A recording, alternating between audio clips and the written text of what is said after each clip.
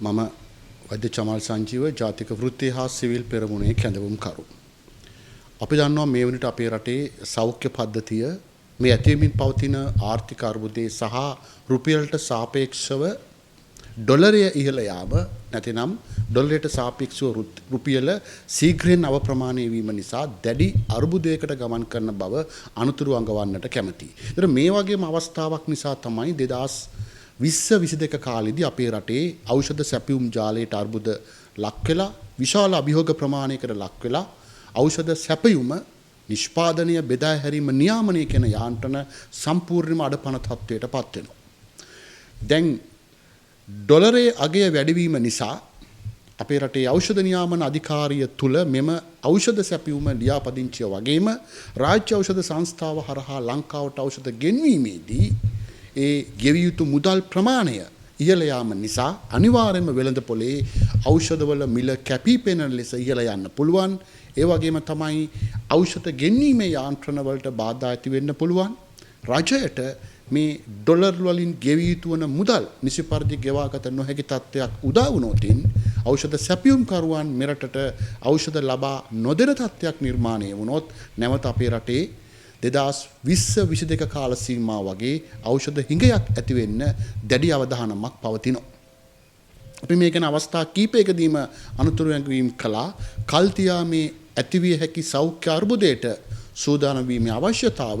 හැබැයි ඒ සම්බන්ධව අපිට මේ දක්වා සෞඛ්‍ය අමාත්‍යාංශයේ පැත්තෙන් ධනාත්මක හෝ සාධනීය ප්‍රතිචාරයක් දක්නට ලැබෙන්නේ නැහැ. හැබැයි ඒ වෙනුවට රෝහල් වල හිඟ ඖෂධ බාහිර ෆාමස් වලින් මිලදී ගැනීමේ ප්‍රාදේශීය මිලදී ගැනීමේ යාන්ත්‍රණය දිරිමත් කිරීම නිසා අපට පේන දේ තමයි රෝහල් වල නැති ඖෂධ අර සාමාන්‍යයෙන් ඖෂධ මිලදී ගන්නා මුදලට වඩා වැඩි මුදලක් ගෙවලා රජයට දැඩි අලාභයක් සහ පාඩුවක් සිද්ධ වෙලා තමයි මිලදී ගන්න සිද්ධ වෙන්නේ. ඒතර මේ නරක ක්‍රමය නතර කරන්න මේ දක්වා ආණ්ඩුව සමත් වෙලා නැහැ. අනික් පැත්තට අපට පේන දෙයක් තමයි අපි විශේෂයෙන්ම පහුගිය දවස් වෙන විට අපි දැක්කා ලෝක සෞඛ්‍ය සංවිධානය ලංකාවේ ප්‍රාථමික සෞඛ්‍ය සේවාවේ විශේෂ කඩඉමක් වෙච්ච ගර්භණී මව්වරුන්ගෙන් අලුත උපදින දරුවන්ට HIV AIDS රෝගී තත්ත්වය සහ සිපිලිස් නැත්නම් උපදංශ රෝගී තත්ත්වය ඇතිවෙන සංජානනීයව ඇතිවෙන උපතින්ම ඇතිවන මවගෙන් දරුවාට බෝවන එම රෝගී තත්ත්ව ඇතිවීම සම්පූර්ණයෙන්ම නතර කරපු රටක් විදියට ඇගීමට ලක් වුණා. ඒතර මේ ක්‍රියාව සම්බන්ධ මුල්ම වතාවට අදාළ සහතික ලැබෙන්නේ 2019 අවුරුද්දේදී එවකට රජයට. එතකොට 2019 අවුරුද්ද වන විට ලංකාව මේ කියන HIV AIDS සහ සිපිලිස් කියන රෝගී තත්ත්වයන් මවගෙන් දරුවාට ඇතිවෙන එක සම්පූර්ණයෙන්ම පාලනය කරපු රටක් විදියට ලෝක සෞඛ්‍ය සංවිධානය පළමු වරට ජාත්‍යන්තර ඇගීමට සහ ජාත්‍යන්තර පිළිගන්නා සහතිකය ලබා දුන්නා. ඒතර ඒක අඛණ්ඩවම පවත්වාගෙන යාම නිසා තමයි මේ විශේෂ ඇගීමට ලක් වෙලා තිබෙන්නේ.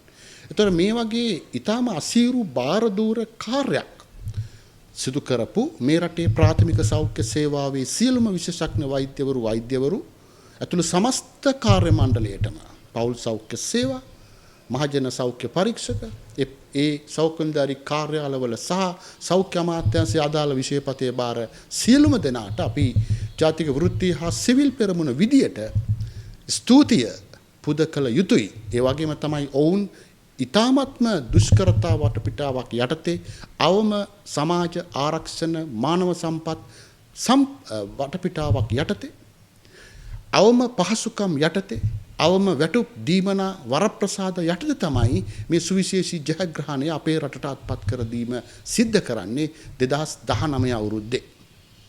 ඉතින් ඒක අඛණ්ඩව පවත්වාගෙන ගිහපු සියලුම ප්‍රාථමික සෞඛ්‍ය කාර්ය මණ්ඩල වලට අපි ස්තුතිය පුද කළ යුතුයි. ඒ නිසා මේ වෙලාවේ රාජ්‍යයේ වගකීම තමයි මේ සුවිශේෂී සෞඛ්‍ය ජයග්‍රහණ අපිට ලබා දෙන සියලුම සෞඛ්‍ය කාර්ය මණ්ඩල වලට නිසි පරිදි රට තුල ජීවත් විය හැකි ඒ වපසරිය සහ වටපිටාව නිර්මාණය කර දෙන එක.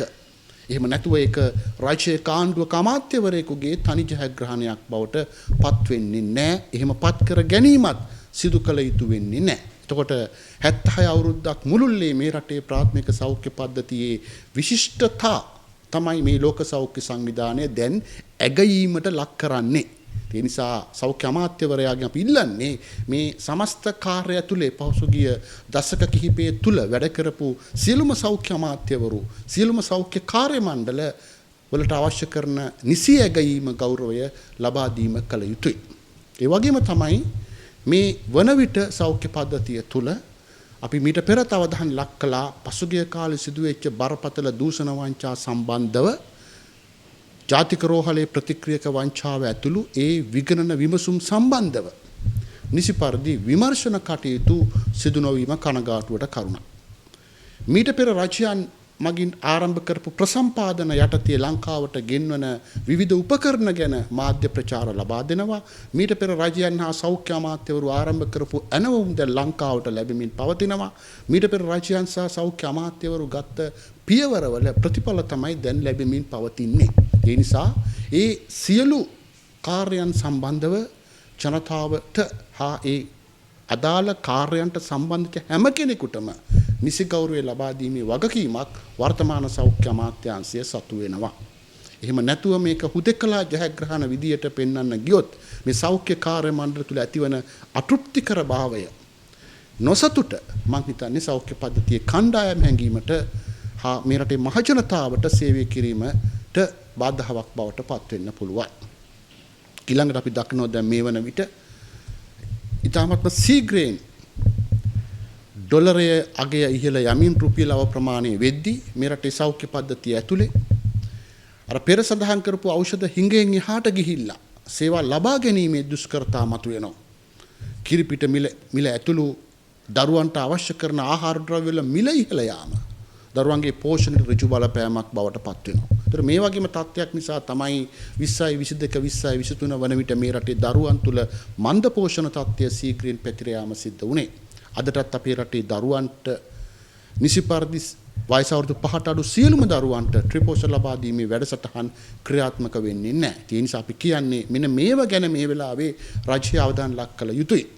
නිසා මේ රුපියල් අවප්‍රමාණය වීම සෞඛ්‍ය පද්ධතියට මිනිසුන්ගේ ජන ජීවිතයට කුඩා දරුවන්ගේ සහ ගර්භණී මවුරුන්ගේ සෞඛ්‍ය සහ පෝෂණයට වගේම දිගු කාලීනව ඖෂධ ලබා ගන්නා ශල්‍ය කර්ම වලට උපකරණ ලබා ගන්නා රසායනාගාර පරීක්ෂණ පිටින් සිදු කරවා ගන්නා මේ සියලු දෙනාටම වෙන බලපෑම අවම කරන්න රජය සාධනීය මැදිහත් වීමක් කළ යුතු වෙනවා.